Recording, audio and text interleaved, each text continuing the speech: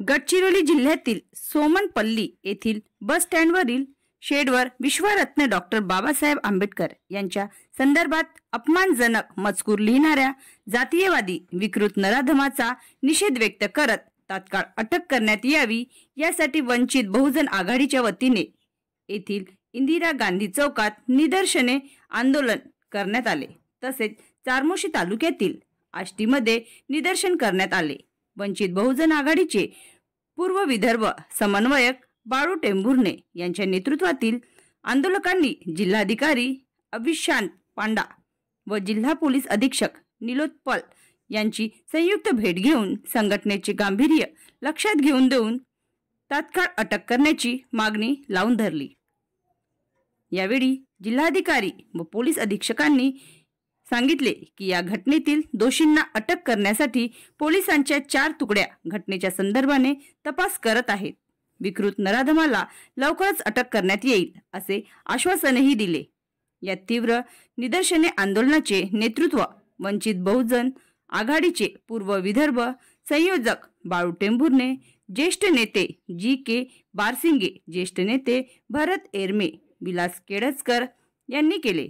या आंदोलनात वंचित बहुजन आघाडीचे शहराध्यक्ष तुळशीराम हजारे, युवक आघाडीचे उपाध्यक्ष कवडू दुधे, आझाद समाज पार्टीचे राज बनसोड, भारत रायपुरे, नीलम दुधे, कांता भडके, शेषराव तुरे, नामदेव दुधे, नेताजी मेश्राम, ज्योती उराडे, लता रामटेके, माला मेश्राम, संघरक्षित बांबोडे, सतीश दुर्गमवार, भोजुबा रामटेके आदी सहित शेकडो कार्यकर्ते उपस्थित होते। महाराष्ट्र लाईव्ह न्यूज उमेश गजल पेल्लीवार, तालुका प्रतिनिधी गडचिरोली। चामोर्शी तालुक्यातील सोमनपल्ली येथे बस स्टँडच्या भिंतीवर पेंटने डॉक्टर बाबासाहेब आंबेडकर यांच्याबद्दल अपमानास्पद मजकूर लिहिणाऱ्या भडव्याला तात्काळ अटक झाली पाहिजे।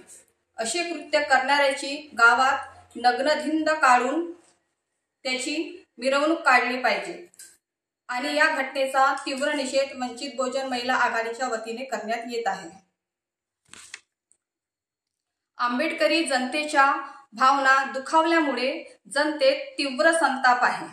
त्यामुळे कोणत्याही प्रकारचा राग रस्त्यांवर निर्माण होण्याआधी पोलिसांनी कृत्य करणाऱ्याला 24 तासाच्या आत अटक करून कारवाई करावी ही विनंती।